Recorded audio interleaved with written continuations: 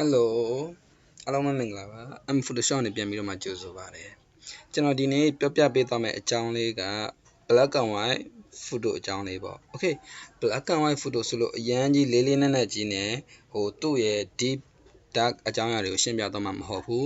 Photoshop ထဲမှာအခြေခံအားဖြင့်လွယ်လွယ်ကူကူနဲ့ color photo တစ်ခုကိုကျွန်တော်တို့က black and white photo တစ်ခုဖြစ်ဘယ်လိုမျိုးချိန်ရမလဲပြီးတော့သူနဲ့ပတ်သက်ပြီးနည်းနည်းလေးကစားလို့ရတဲ့အချက်လက်လေးနည်းနည်းပြောပြပေးသွားမယ်။ Okay အဲ့တော့ဓာတ်ပုံမှာပေါ့နော်အယောင်အခြေခံပြီးပြောမယ်ဆိုရင်ကျွန်တော်တို့ကနှစ်မျိုးပဲရှိမယ်ပထမတစ်မျိုးက color နဲ့ photo နောက်တစ်ခုက black and white photo ပေါ့ Okay ကောင်းပြီအဲ့တော့ black and white photo ဆိုပြောလို့လည်းပဲအဖြူနဲ့အမဲကြီးပဲပါမှာမဟုတ်ဘူးအဖြူနဲ့အမဲကြားမှာရှိတဲ့ color တွေမီးခိုးတွေပေါ့နော်အနုအရင်တွေအများကြီးပါပြီးတော့မှဖယ်သီးထားလိုက်မယ်ကျွန်တော်တို့ဒီထဲမှာဆိုရင် gray scale လို့သုံးတယ်ပေါ့တကယ်တမ်းတော့အခေါ်အဝေါ်မှာတော့အပြင်မှာ black and white photo ပဲခေါ်တယ် Okay အဲ့တော့ပထမဦးဆုံးသိရမှာကကိုယ်က photo ကို smart object သုံးပြီးမှလုပ်ချင်လဲရတယ် smart object မသုံးဘဲနဲ့လုပ်ချင်လဲရတယ် smart object နဲ့ပတ်သက်ပြီးတော့မှဗီဒီယိုလေးတင်ပေးထားတယ်သိကျင်တယ်ဆိုရင်ကျွန်တော်ရဲ့ wall ထဲမှာဝင်ပြီးတော့မှကြည့်ပေးလို့ရတယ် Okay အဲ့တော့ပြီးသွားပြီဆိုရင်ကျွန်တော်တို့ကပထမဦးဆုံးဒီ photo တစ်ခုကို black and white လုပ်ချင်တယ်ဆိုရင်ဒီ image တွေကမုတ်ထဲမှာပြီးသွားပြီဆိုရင်ဒီကနေပြီးတော့မှ grayscale ကိုကျွန်တော်တို့ချိန်ပလိုက်လို့ရတယ်ပြီးတော့ရင် discard ကိုနှိပ်လိုက်ဒါဆိုဒါပထမဆုံး black and white photo လုပ်တဲ့နည်းပဲတခုရှိတာကကိုကဓာတ်ပုံလေးတစ်ပုံနဲ့မဟုတ်ဘဲနဲ့ layer ထဲမှာတခြားစိတ်ပိုင်းနေနဲ့အတူတူရောပြီးတော့မှတိဆောက်ထားတဲ့ဟာဖြစ်မယ်ဆိုရင်တော့သူကဒီ file တစ်ခုလုံးက black and white ဖြစ်သွားလိမ့်မယ်အဲဆိုရင်တော့ကိုသုံးတဲ့ color တွေကဝင်လာမှာမဟုတ်တော့ဘူးပေါ့နော် Okayအဲ့တော့အဲ့ဒါတနည်းရှိလိမ့်မယ်တကယ်လို့ကိုကဒီ file တစ်ခုလုံးကို black and white ဖြစ်စေချင်တာမဟုတ်ဘဲနဲ့ဒီကိုအခုလက်ရှိအသုံးပြုနေတဲ့ layer လေးပေါ့နော်ဥပမာကျွန်တော်ဒီ layer လေးကို control J နဲ့ copy ပွားလိုက်မယ် copy ပွားပြီးသွားတဲ့အချိန်မှာဒီ layer လေးကိုပဲ black and white ဖြစ်စေချင်တယ်ဟုတ်ပြီနော်ဒီအောက်ကဒီ document တစ်ခုလုံးမဖြစ်စေချင်ဘူးဆိုရင်တော့ဘာလုပ်မလဲဆိုတော့ image ကိုသွားမယ်ဟုတ်ပြီနော်image ကိုသွားမယ်သွားပြီးတော့ adjustment ကိုသွားမယ် Okay ပထမဦးဆုံးတစ်ခုကဘာလဲဆိုတော့ hue and saturation ကိုဝင်လိုက်ပါ Okay hue and saturation နဲ့မှာဝင်ပြီးသွားပြီဆိုရင်ဒီမှာ saturation မှာကျွန်တော်တို့က0ထိဟုတ်ပြီနော် -100 ဒီ short လိုက်တယ်ဆိုရင်ကျွန်တော်တို့ဘာဖြစ်သွားမလဲဒီမှာ black and white photo လေးတစ်ခုရလိမ့်မယ်ဒီမှာတပုံရပြီနော်ပြီးတော့ရင် okay ပေးလိုက်တယ်ဆိုဒီ photo လေးရသွားလိမ့်မယ်ကျွန်တော်ကတော့ okay မပေးတော့ဘူး cancel ပဲနှိပ်လိုက်မယ်အဲ့တော့ဒီ saturate လောက်တာပေါ့ခုနပြောတဲ့ဟာလေးက image ကိုသွားမယ် adjustment ကိုသွားမယ် hue and saturation နဲ့ဝင်ပြီးတော့ saturation မှာအဆုံးအစွန်လေး short ပလိုက်တာဒါဆိုရင်လည်းပဲကျွန်တော်တို့က black and white photo တစ်ခုရလိမ့်မယ်တကယ်လို့အဲ့လိုမျိုးမလုပ်ချင်ဘူးဆိုရင်သူ့နဲ့သဘောတရားအလုံးဝအတူတူပဲဖြစ်တဲ့ဒီအောက်ဆုံးထဲမှာပါတယ်ဒီ saturate ဆိုတော့ကျွန်တော်တို့ click တစ်ချက်နှိပ်လိုက်မယ်ဆိုရင်လည်းပဲ photo ကကျွန်တော်တို့ black and white photo တစ်ခုဖြစ်သွားလိမ့်မယ် Okay အဲ့တော့ image ထဲမှာ adjustment ထဲမှာဒီအစိတ်ပိုင်းတွေပါတယ် Okay ပြီးသွားရင်ဒီဘက်က layer panel တွေကဒီ adjustment ထဲမှာလည်းပဲအားလုံးလေးပါပြန်ပြီးတော့ပါတယ်အဲ့တော့ဒီ image တွေကနေသုံးမယ်ဆိုရင်သူ့ထဲကလောက်ဆောင်ချက်တွေအားလုံးဒီထဲမှာ layer တွေထဲမှာ direct တက်ရောက်လိမ့်မယ်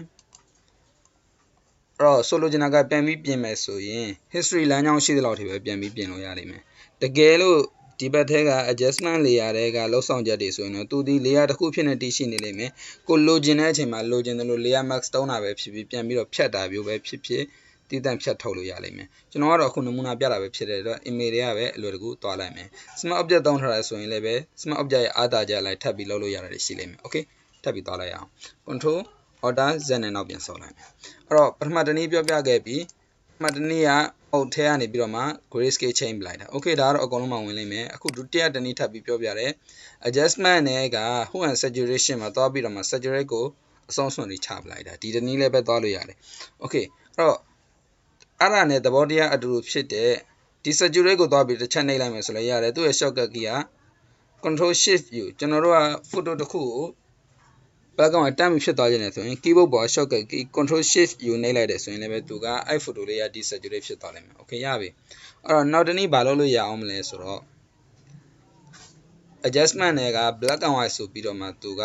ရွေးပေးလိုက်လို့ရတယ်ဒီမှာကတော့ဘာအားသက်ချက်ပါဝင်လာလဲဆိုတော့ကိုက color photo တစ်ခုကို black and white တမ်းပြီးလုပ်မယ်ဆိုတဲ့အချိန်မှာ color ဆိုမှတော့သူကအယောင်တွေပါတယ်ပေါ့နော်အယောင်တွေကစားပြီးတော့မှကိုကအနီရောင်ကိုအတင်ချလုပ်စေချင်တာလားအဝါရောင်ကိုအတင်ချလုပ်စေချင်တာလားကိုကြိုက်တယ်လို့ချိန်ပြီးတော့ဒီ black and white အားတက်ချက်ကတော့အဲ့ဒါလေးရှိမယ်ပေါ့နော် okay အဲ့တော့ကိုကဘယ်လိုမျိုးချိန်ရမလဲအရင်မသိဘူးဆိုရင်တော့ auto ပေးလိုက်များသောအားဖြင့်အဆင်ပြေတာများတယ်ပေါ့ okay အဲ့တော့မှတိတ်မကြိုက်သေးဘူးဆိုရင်နည်းနည်းကစားပေးလို့ရတယ် okay ကိုပုံရဲ့ color တွေပေါ်မူတည်ပြီးတော့မှနည်းနည်းပါးကစားပေးလို့ရတယ်ပေါ့ပြီးတော့ပြီဆိုရင် okay ပေးလိုက်အဲ့တော့ဒီ image တွေက adjustment တွေကဒီ hue and saturation မှာဒီ saturate လုပ်တဲ့ black and white နဲ့ black and white မှာလုပ်တဲ့ black and white နဲ့ color က auto ဆိုရင်အရင်မကွာဘူးပပလေးပဲကွာမယ်ဒါပေမဲ့သူ့အထဲမှာပေါ့နော်ဒီ contrast တို့ texture တို့တဘောကသူကောက်ကြောင်းလေးတွေ line ကြောင်းလေးတွေဒီ photo ရဲ့ရှင်းလင်းပြတ်သားမှုကြွနေတဲ့ပုံစံလေးကကျွန်တော်တို့ဒီ image တွေက black and white တွေပြီးတော့ကျတော့ဒီ saturate တွေမှာကအဲ့လောက်ဒီ color လိုက်မပေးနိုင်ဘူးဒါအခြေခံအဆင့်ပေါ့နော် okay အဲ့တော့ဒါလေးကိုအောက်ခံလေယာလေးကိုပဲကျွန်တော်ဒါလေးကို background နဲ့ control ဒီတစ်ချက်နှိပ်လိုက်ဘောဟာလေယာမျက်လုံးလေးမိတ်ထားလိုက်မယ်ပြန်ရသွားပြီ okay နောက်တစ်ခုကဘယ်မှာသွားပြီးတော့မှကျွန်တော်တို့ black and white လုပ်ပေးလို့ရအောင်မလဲဆိုတော့ gradient map ဟုတ်ပြီနော် gradient map ထဲမှာသွားပြီးတော့မှကျွန်တော်တို့ black and white photo သွားပြီးတော့မှလုပ်ပေးလို့ရလေအောင်မယ်အဲ့တော့ဒါလေးကိုတစ်ချက်နှိပ်လိုက်တယ်ဆိုဒီမှာ gradient map ထဲမှာ box လေးတစ်ခုကြာလိုက်လိမ့်မယ်ဘာမှအထွေထူးပြင်နေရမလို့ကိုက black and white photo မှာဖြစ်မနေဘူးဆိုရင် black and white photo လေးကိုချိန်ပေးလိုက်ပါ sorry gradient မှာ black and white ဖြစ်မနေဘူးဆိုရင် black and white လေးချိန်ပေးလိုက်ပါဒါဆိုရင်အဆင်ပြေသွားလိမ့်မယ် okay အဲ့တော့အဲ့ဒါလေးကိုလုပ်လိုက်မယ်နော် image တွေကိုသွားမယ် adjustment တွေကိုသွားမယ်ပြီးသွားပြီဆိုရင် gradient map ကိုတစ်ချက်ရွေးလိုက်အဖြူမဲ့ဖြစ်မနေချိန်ပေးမယ်နော် okay ပေးလိုက်အဲ့တော့ဒီ gradient map မှာ foreground color background color အဖြူမဲ့ဖြစ်တာမဖြစ်တာ shortcut key ကကျွန်တော်တို့ဘာဖြစ်မလဲဆိုတော့ keyboard ပေါ်က D ဆိုတဲ့ key လေးကိုနှိပ်လိုက်တယ်ဆိုရင်သူက default color ဖြစ်တယ် foreground က black နဲ့ background က white ကို auto change သွားလိမ့်မယ် okay အဲဆိုရင်ဒီတစ်ခုလည်းပဲရသွားပြီအဲ့တော့တစ်ခုရှင်းကြည့်အောင်အပေါ်မှာ desaturate လောက်ထားတဲ့ photo ပဲဒါ black and white လောက်ထားတဲ့ photo ပေါ့ဟုတ်ပြီနော် black and white လောက်ထားတဲ့ photo ရဲ့ black and white နဲ့ gradient map နဲ့လောက်ထားတဲ့ photo မှာ gradient map ကလောက်ထားတဲ့ photo လေးဒီပို့ပြီးတော့မှဟိုကြည့်လို့ကောင်းတယ်ပေါ့နော်အဲ့တော့ပို့ပြီးတော့မှပြတ်သားလွယ်တယ် okay အဲ့တော့ map ပုံနဲ့ဓာတ်ပုံပါညာဆိုရင်တော့ gradient map လေးနဲ့ဒီလိုမျိုးလေးပဲ sample လေးလောက်လိုက်လောက်ပြီးသွားရင်ကိုကဒါ black and white photo ဖြစ်ထည့်ပြီးသုံးလိုက်အဆင်ပြေသွားပြီပေါ့ဒါနောက်တစ်ခု okay ပြီးသွားပြီဆိုတော့နောက်တစ်ခုပါထပ်ပြီးသွားလို့ရအောင်မလဲဆိုတော့ဒါဟုတ်ပြီနော် control J လေးနဲ့ copy ပွားလိုက် image ထဲမှာဟုတ်ပြီနော်ခုန adjustment တွေကဒီဘက်ကကျွန်တော်တို့ hue and saturation သုံးပြခဲ့တယ် black and white သုံးပြခဲ့တယ်ပြီးသွားပြီဆိုရင်နောက်တစ်ခုကဒီ saturate သုံးပြခဲ့တယ်ပြီးတော့ gradient map သုံးပြခဲ့တယ်နောက်တစ်ခုကဘာရှိအောင်မလဲဆိုတော့ဒီမှာ channel mixer ဆိုတာရှိတယ် okay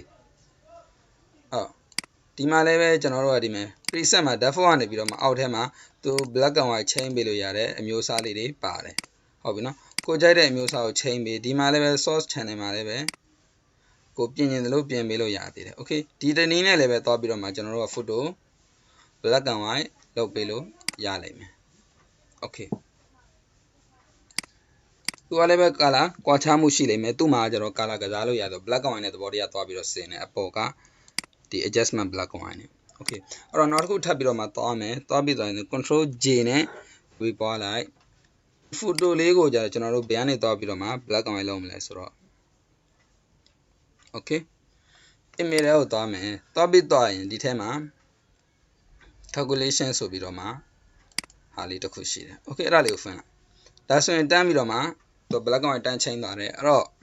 သူ့မှာ source 1 source 2ပါတယ်ပေါ့နော်အဲ့တော့ကိုကြိုက်တဲ့ channel ကစားပြီးတော့မှ color change ကြည့်လို့ရတယ်အဆင်ပြေတဲ့ဟာကိုရွေးပေးအောင်မယ်အပေါ်ဟာကိုကျွန်တော် red လေးထားလိုက်မယ်အောက် channel ကိုအခု blue မှာရှိနေတယ်ပေါ့နော် green လေးကိုချိန်ပေးလိုက်မယ် okay ကျွန်တော်ဒီပုံစံလေးကြိုက်တယ်ဒီ black and white ရဲ့ color လေးသဘောကျတယ်ဆိုရင်အောက်ထဲမှာဒီမှာဟုတ်ပြီနော် present မှာ new channel new document selection okay အဲ့တော့ new channel ကိုပဲရွေးပေးထားလိုက်မယ်ရမယ်နော်ပြီးသွားပြီဆိုရင် okay ပေးလိုက်အဲ့တော့မြင်နေရတဲ့မြင်ကွင်းမှာသူက black and white ဖြစ်နေပြီမဲ့ဒီဘက်ထဲက layer မှာက color ပဲဖြစ်နေတယ် okay အဲ့တော့သူက channel မှာသွားပြီးတော့မှ black and white ချိန်သွားတော့ပေါ့အဲ့တော့ကျွန်တော်အရင်ဆုံး layer လိုလေးတစ်ခုခေါ်လိုက်မယ် layer လိုတစ်ခုခေါ်တဲ့ shortcut key က control shift alt n control shift alt n ဒါဆိုရင် layer လိုလေးတစ်ခုကြာလာပြီ okay အဲ့တော့ layer လိုလေးတစ်ခုကြာလာပြီဆိုရင်ဘယ်ထဲကိုသွားမလဲဆိုတော့ window ထဲကိုသွားမယ်သွားပြီးသွားရင် channel ဆိုတာရှိတယ်တစ်ချက်နှိပ်လိုက်တယ်ဆိုရင်ဒီမှာ alpha 1ဆိုပြီးတော့မှဝင်နေလိမ့်မယ် okay ဟုတ်ပြီနော်ဒီဟာလေးကိုဘာလုပ်မလဲဆိုတော့ control C copy ကိုဒီဘက်ထဲကိုလာ control V တစ်ချက်နှိပ်လိုက်ရမယ်နော်ဒါဆိုရင်ခုနကတော့ကျွန်တော်တို့ alpha 1 2ကကျွန်တော်ခုနအရင်ကစားကြည့်ထားတဲ့ဟာထဲမှာဖြစ်နေလိမ့်မယ် okay ဟုတ်ပြီနော်ဒါဆိုရင်ကျွန်တော်တို့ချိန်ခဲ့တဲ့ channel calculation က black and white photo လေးကဝင်လာပြီ okay အဲ့တော့ဒီနည်းလေးနဲ့ကိုကြိုက်တဲ့ပုံစံတောင်းကြည့်ပြလို့ရတယ်ဒါတွေအကုန်လုံးကိုကျွန်တော်ဘာလုပ်မလဲဆိုတော့ delete နှိပ်လိုက်မယ် okay ကောင်းပြီအခုနောက်ထပ်ပြီးတော့မှ black and white photo ကိုဘယ်ကနေသွားလို့ရအောင်မလဲဆိုတော့ကျွန်တော်တို့ camera raw filter တွေကနေပြီးတော့မှသွားပြလို့ရတယ် okay camera raw filter မှာလည်းပဲ smart object သုံးခြင်းမသုံးခြင်းအားတာချက်အားနည်းချက်ကကျွန်တော် smart object video file လေးကိုတွားကြည့်ပြီးတော့ရင်နားလည်သွားလိမ့်မယ် okay တည်ပြီးသားဆိုရင်လည်းပဲအဆင်ပြေတယ်အဲ့တော့ဒီမှာကတော့ smart object မသုံးတော့ဘူးပြီးသွားပြီဆိုရင်ဘယ်ကိုသွားမလဲဆိုတော့ filter တွေကိုသွားမယ်ပြီးသွားပြီဆိုရင်ဒီထက်ကနေပြီးတော့မှ camera raw filter တွေကိုဝင်လိုက်မယ်သူ့ရဲ့ shortcut key က control shift a နှိပ်ပြီးလို့ရတယ် okay ဟောလေတစ်ခါမှာကျွန်တော်တို့ photoshop ထဲမှာသုံးနေတဲ့ shortcut key တွေအလုံးမလုံးတော့တဲ့အခါမျိုးရှိရတယ်အဲ့လိုမျိုးဆိုရင်ပေါ့နော် mouse လေးနဲ့တော့ပြီးတော့ဟိုက click တက်တယ်များသောအားဖြင့်ကဘာဖြစ်တတ်တယ်လဲဆိုတော့ကိုမသိတဲ့နေရာတစ်ခုမှာပဲဖြစ်စေကိုမမြင်နိုင်တဲ့နေရာတစ်ခုမှာဖြစ်တယ်သူက selection ဝင်နေတဲ့အခါမျိုးမှာ select ဖြစ်နေတဲ့အခါမျိုးမှာ shortcut key အလုံးမလုံးတတ်တာပေါ့နော်အဲ့ချိန်မှာဒုတိယအနာကိုခောက်လိုက်ပါ keyboard ပေါ်ကနေပြီးတော့တကယ်လို့ကို laptop သုံးနေသူဆိုရင်တော့ control enter ကိုခောက်ပလိုက်ပေါ့နော်ဒါဆိုရင်ကိုလှုပ်ချင်တဲ့အရှင် shortcut key ကပြန်ပြီးတော့အလုပ်လုပ်လို့ရတာများလိမ့်မယ် okay ကောင်းပြီအဲ့တော့ camera raw filter ဖွင့်လိုက်ပြီအခုလက်ရှိကျွန်တော်သုံးနေတဲ့ laptop မှာကတော့ photoshop အနေနဲ့တွင်းထားပြတော့ camera raw filter ပေါက်ကဒီပုံစံပေါ်နေလိမ့်မယ် okay ဒီကထပ်ပြီးမြင်တဲ့ဟာဆိုတော့ camera raw filter ပေါက်ကပို့ပြီးတော့အဆင်ပြေတဲ့ပုံစံဖြစ်မှာပေါ့နော်ဒါပေမဲ့အခု main ပြချင်တဲ့အချက်လက်လေးတွေကဒီထဲမှာလည်းအဆင်ပြေနေတဲ့အတွက်version ကဒီမှာတော့အရင်အရေးကြီးမနေဘူးပေါ့နော် okay အဲ့တော့ပထမဦးဆုံးနံပါတ်1ဘာလုပ်ရမလဲဆိုတော့ vibrance မဟုတ်ပါဘူး saturation မှာဒီမှာအဆုံးတွေသွားချလိုက်ပါအဲ့တော့တကယ်လို့ကျွန်တော်တို့ saturation မချဘဲနဲ့ vibrance ချတယ်ဆိုရင်သူကအယောင်အနုတွေကတော့ gray ဖြစ်သွားလိမ့်မယ်ဒါပေမဲ့အယောင်ရင်းတဲ့အယောင်တွေဒီသူက color ဖြစ်ကျန်နေခဲ့လိမ့်မယ်ဒါလည်း design လေးတစ်မျိုးပေါ့နော်ဒါပေမဲ့ကျွန်တော်ခုပြောနေတာ black and white အကြောင်းဖြစ်တဲ့အတွက် vibrance မသုံးပါဘူးသူ့ကို0ပဲထားပါ okay အဲ့ saturation မှာရင်းတော့တွားချလိုက်ချပြီးတော့ဒီပုံလေးကနည်းနည်းလေးဖွဲ့နေသေးတယ်ဆိုတော့ contrast မှာတွားပြီးတော့မှကစားပြလို့ရတယ်ဟုတ်ပြီနော်ပြီးတော့ရင် clarity မှာတွားပြီးတော့မှကစားပြလို့ရတယ်ပုံလေးကလုံးဝ sharpness လုံးဝပြက်တသားလေးဖြစ်ပြီးတော့ကြည့်ကောင်းသွားတယ်ပေါ့နော် okay ဒီလောက်ဆိုရင်ရပြီတကယ်လို့ကိုကဒီဘက်ထဲမှာလာပြီးတော့မှဒီ light တွေ dark တွေတွားပြီးတော့မှအနေချင်းတွားပြီးတော့မှကစားပေးခြင်းနဲ့ဆိုလည်းပဲကိုယ့်ရဲ့ black and white photo လေးကတော်တော်လေးကြည့်ကောင်းသွားတယ်အများကြီးတော့မကစားဘူးပေါ့နော်အများကြီးကစားရင်ကြည့်လို့မလာတော့